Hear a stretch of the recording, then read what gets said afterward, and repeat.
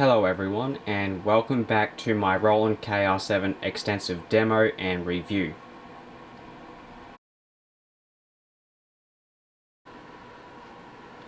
Okay, so continuing from part 1 of my previous KR-7 video, what I'm going to show you now are the songs.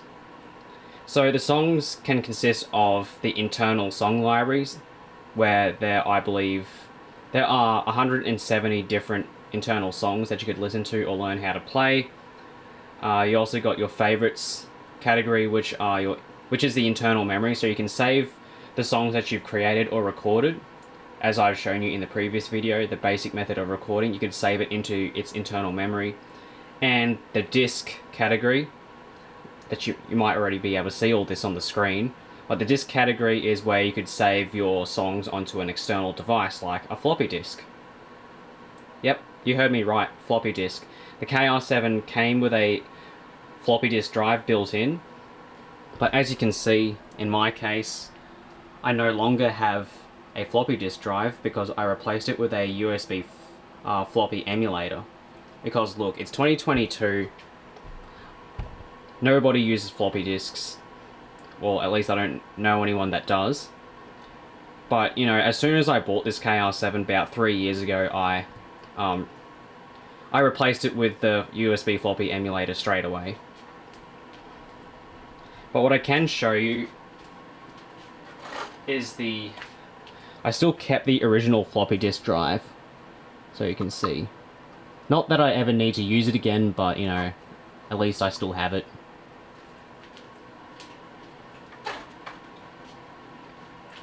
So, talking about the other 6 categories of the internal song library, you got your folks, got some popular songs in there, easy versions of classical music, got some jazzy, kids songs.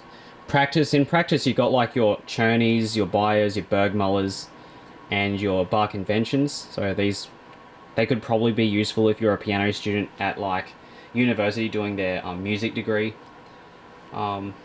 Masterpieces. There's 60 original classical songs, so you got your Mozart Sonata, you got Fur Elise, and these are all full original versions, so those aren't arrangements or anything. And when you buy a Roland piano for the first time, well, I think this was the case back in the 2000s, mid-2000s, I'd say, it would come with a Roland 60 Classical Masterpieces score book, so it has all the original scores, where you could learn and play those classical pieces. So that would be very useful, especially if you're studying piano at university. And I could tell you for a fact that those songs aren't easy at all. Some are okay, but there are also some that are quite tricky because they're all original scores. And I've already told you about the internal and external song memories. But let's listen to one of them, so I'll just play Mozart Sonata.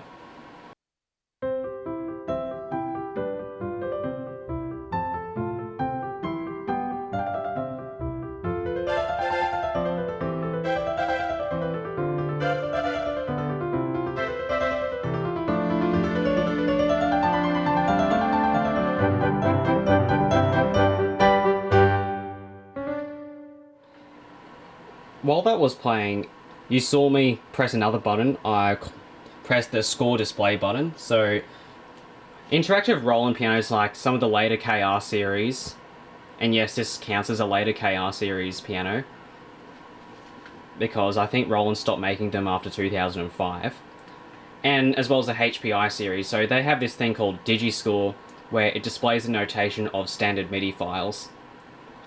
Now, with Digiscore, it's pretty useful if you want to learn the notes of a song. It also displays the finger numbers and some octave markings like 8VA, stuff like that.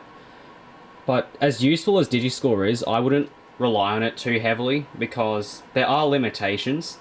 Digiscore can't display anything higher than a semiquaver or 16th note. So if a MIDI file has 32nd notes, 64th notes, so like your demi-semiquavers, anything higher than that, it won't display them on the screen like that. It'll just display them as clustered 16th notes.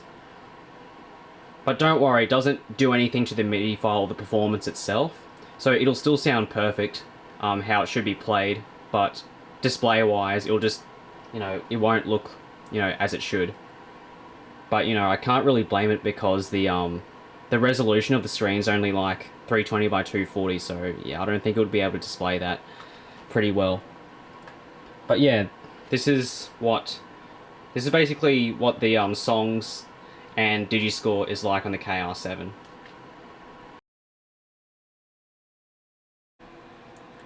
Alright, so the next feature I want to show you is the 16-track sequencer.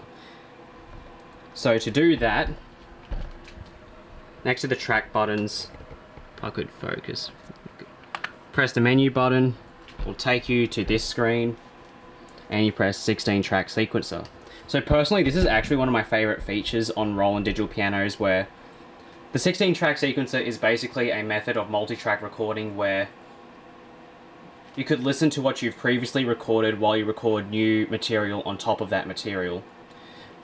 So the process, like in my previous video, I've shown you how to do basic recording where you use the 5 track buttons and record up to 5 tracks in a song. But this one is more advanced where you can record up to 16 tracks. So instead of using the track buttons, you just touch the screen and you could record onto the track that you've selected. But other than that, by recording and performing, it's the same process. But, I'll give a demo. But before I do that, another thing I'd like to mention is it is possible to change the parameters of each tone. So once you've selected a track, choose your instrument you want to record first.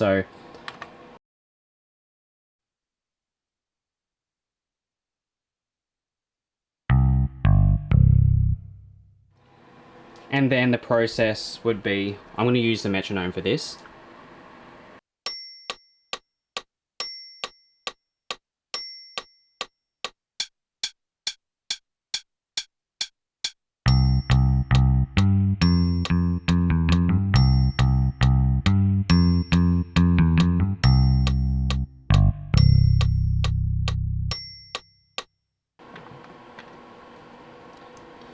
Okay, so I recorded the bass part, and you can keep going by layering tones. So select the next track, could be whatever you want. Let's say an electric guitar, a JC E-guitar to be precise.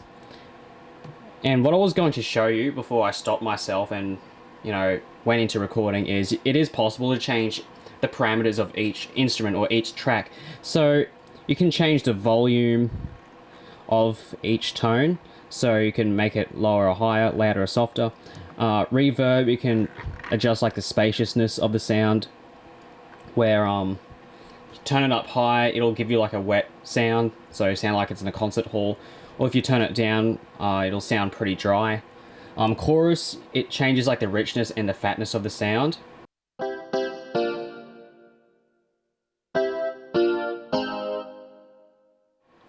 And pan pot, you can change the placement of the sound in the left and right field, or in the stereo field, I meant. So you can make it so it sounds like it's coming more from the right or from the left.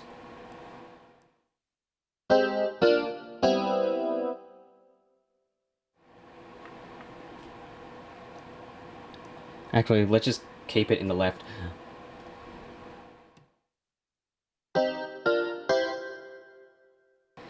So yeah, I'll just, record another part so you can see the whole process. Well, not the whole process, but, get more ideas.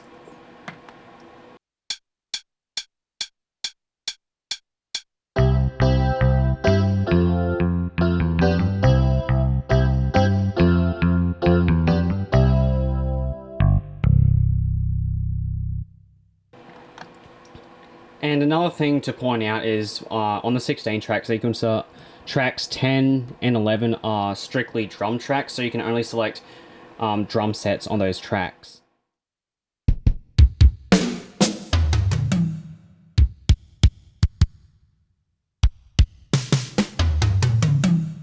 Yeah, so by default, I think GS standard is the drum set that it already chooses for you. If you want to adjust parameters, that's fine. And basically rinse and repeat the process. Whoops, didn't press it.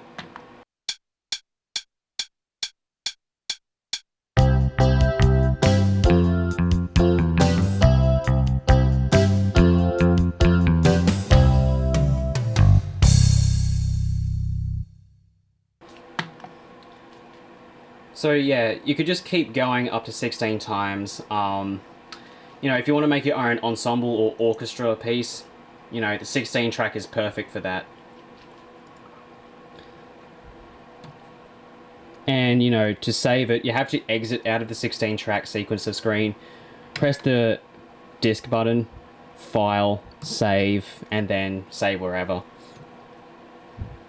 And the reason why I mentioned to do that is because while you're in the 16 track sequencer scene, it is not possible to press, like, you know, the disk button to save straight away. So you have to get out of it first, then save.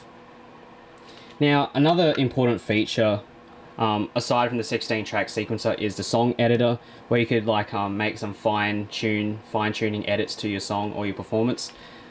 The most notable one is the quantize, where if your timing's a bit off, you could, you know, fix it up to make it sound perfect. So when it's noticeable if you're listening with the metronome.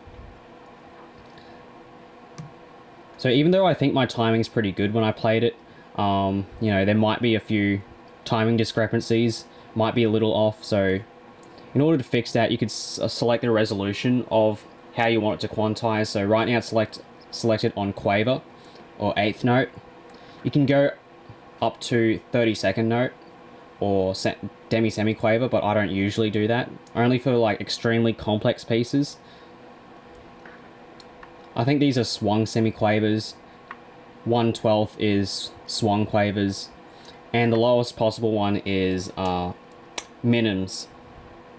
So if I just want to go back to either quaver or semi-quavers, quaver's probably safer if you don't record anything too complex. Just press execute. You can also listen to it back.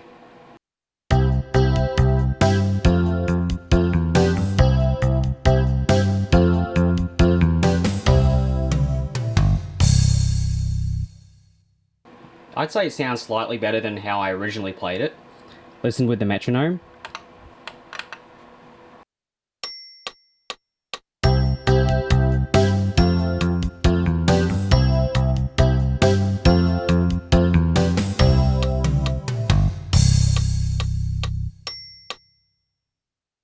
So after quantizing, you know, the timing's absolutely perfect now.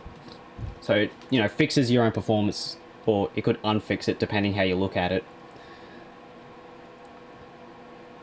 Even though unfix, you know, really isn't a word.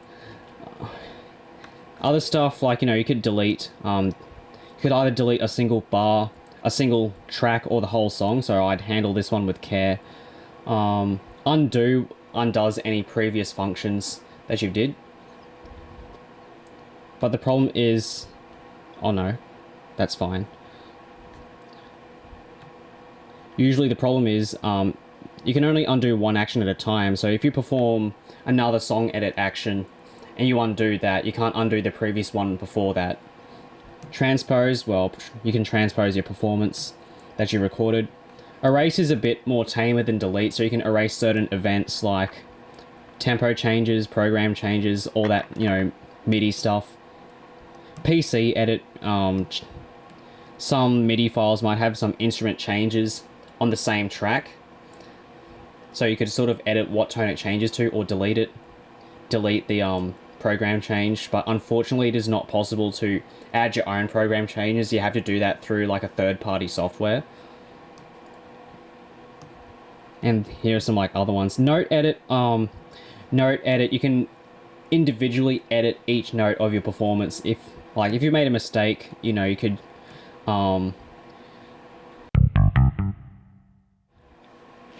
if you've made a mistake, you could, like, change what note you've played, as well as how loud you've played it. So if you played a note too loud but you want it softer, but you don't want to, you know, record on top of it, then, you know, you can edit each note individually. What else? Oh yeah, record modes. So you can change the record mode of, you know, the recording method. It's a bit hard to explain, like, simply. By default, it's selected on replace, where it'll overwrite anything you record. So if you have the same track selected on, let's say, the 16 track sequencer, but you don't like it, so you can go back and re-record on top of it, and your new performance will overwrite what you've previously recorded. With mix, mix is like an overdubbing where you could record a new performance on top of the old one on the same track, and you'll get to keep those. So it's useful for recording a melody and accompaniment on the same track. So right now I have it selected on mix. I could perhaps give another demo. Let's say strings, go back.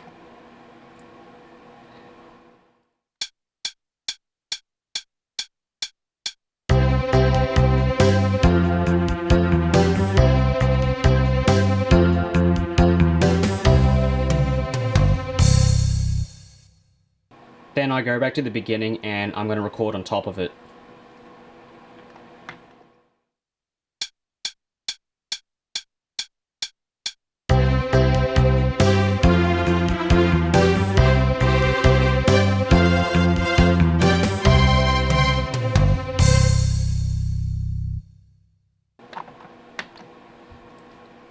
So yeah, it is possible to do some overdub recording. Looping, I guess, I don't really use that one much. You could have like use a marker and record like a drum part. I don't really know exactly what looping works on this thing, but from memory I think you have to set like an A and B marker on specific bars or a section, and then you just record let's say a drum, like a kick drum, and then it'll go back to the beginning of the marker. Then you can record a snare, and then, you know, so on and so on. So it's similar to mix recording, but, you know, keeps looping back to the beginning of the marker. I think that's how it works, but I haven't actually used it. Punch in and punch out, I don't really use those ones, so I don't exactly know what they do. And tempo, now this one I do use. So tempo, it is possible to add like sudden tempo changes in your performance or on an existing song, or you could add gradual ones like, you know, like a rit or a roll, or a roll as in Rolantendo, I think. Yeah, Rolantendo, ritenutos, retardandos, and you know, accelerandos, stuff like that. By selecting tempo record mode, but the default is replace. But with tempo mode, just to quickly mention, you know, you can't record any performances while in that mode. It only affects the tempo, and you have to use the plus and minus buttons for it to record your input of you changing the tempo of that song.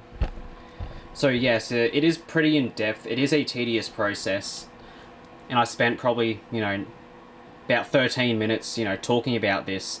So you can see how advanced 16-track recording and song editing is, and, you know, how long of a process it is. Lastly, before I go onto the next topic, other than recording songs from scratch, you could also edit existing ones. So right now I've got like a song that I've already made called the library song. Go into 16 track, and you can see all the tracks that I've recorded are there.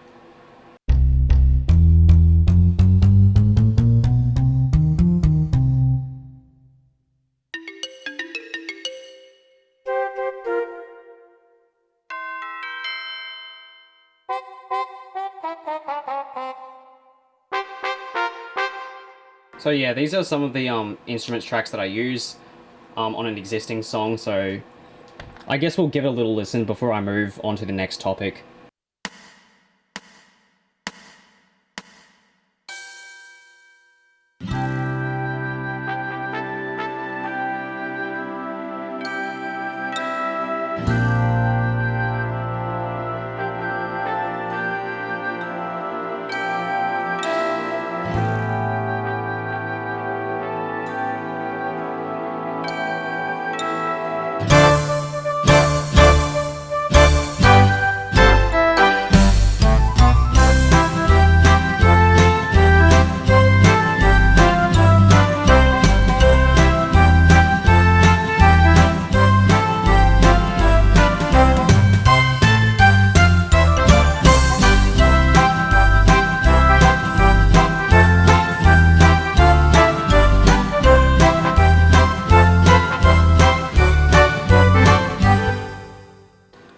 So yeah, I did all that. I think I did that a few months ago.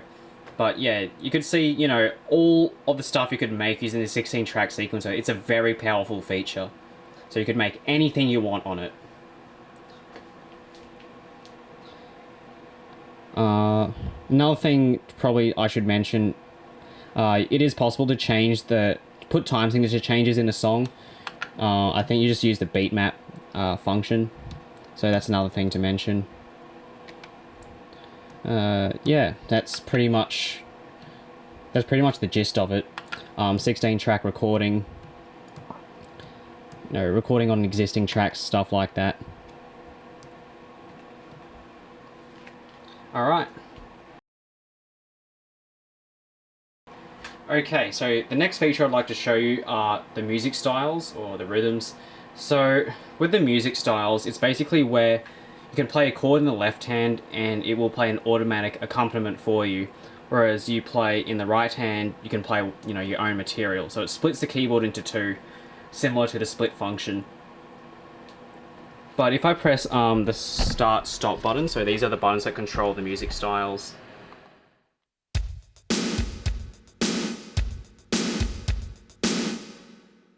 It just plays a drum beat.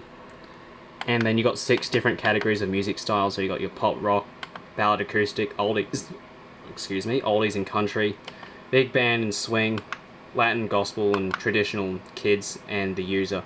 To get the full experience of the music style though, rather than listening to an empty drum beat, you press the arranger. And on the screen, you also get to see the chord fingering position and the chord name as well. So just to give a bit of a demonstration, right now the buttons, the intro and the start buttons are flashing, meaning as soon as I play something in left hand, it's going to start.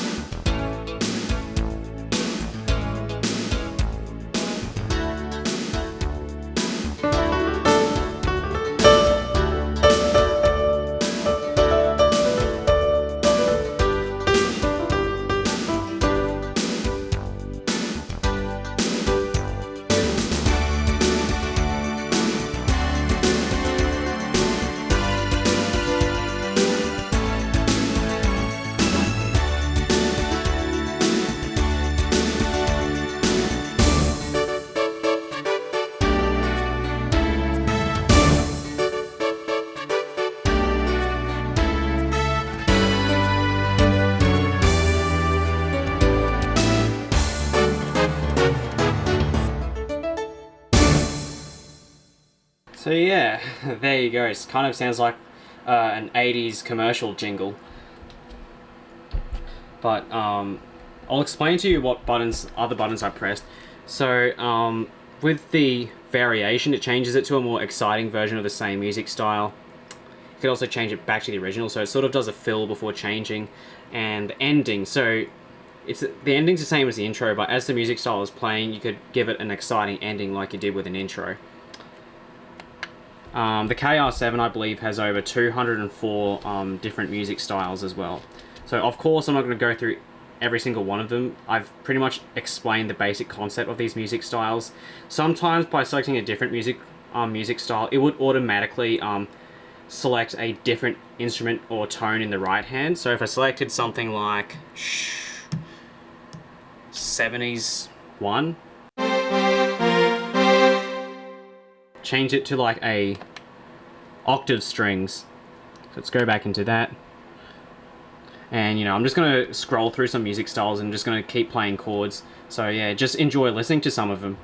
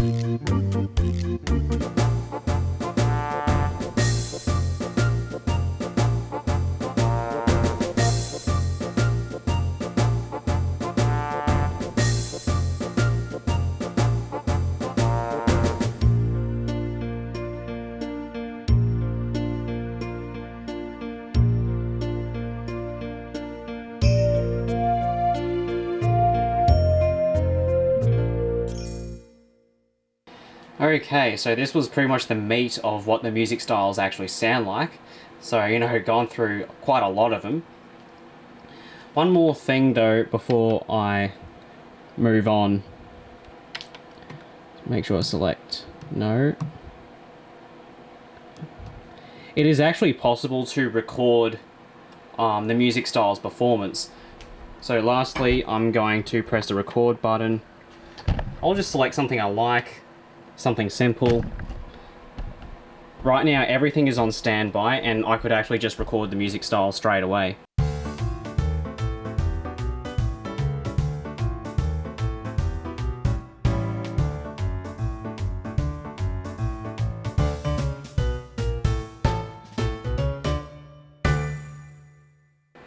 And now everything's stopped. And once that's recorded, you could play it back. And of course, you know, you could record your own performance on top of that too. You could edit that music style in the 16-track sequencer. So, you know, got all your instruments there, so you could see.